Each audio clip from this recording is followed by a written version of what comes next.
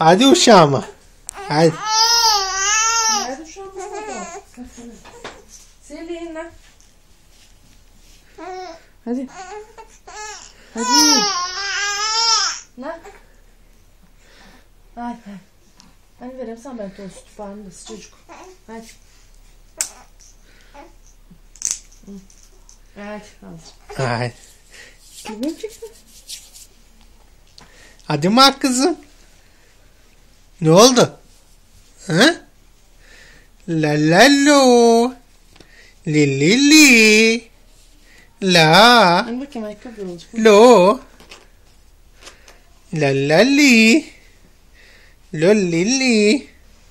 Küçük mü gelek kapla? Bilmiyorum bakacağım. Lili. Olacak mı? Biraz mı? Büyüdü o.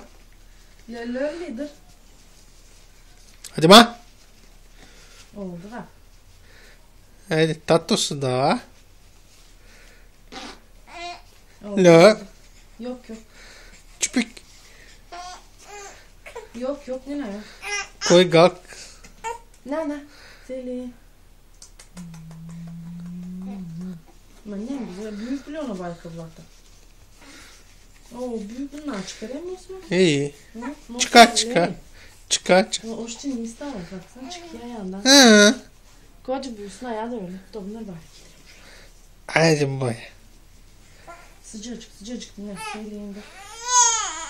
Yok benim yok.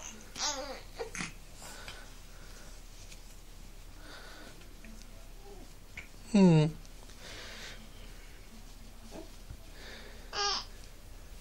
He. Küçük Osman. Şimdi sütü vereceğim. Sütü Selin. Ne? Mama.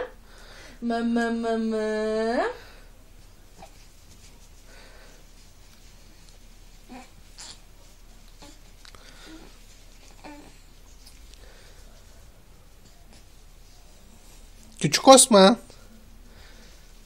Gözleri var. Çık uşağı mısın? Bakalım.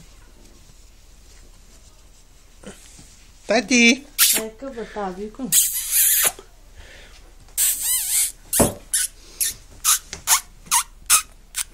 Lili. Loli. Hadi. Hadi. Küt ayağına. Bas beline. Küt eline. Küt ayağına. Küt. Küt eline.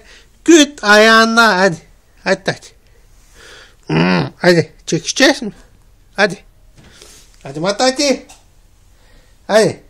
Küt ayağına. Bas beline. Hadi. Hadi ma. Hadi. Lillalo.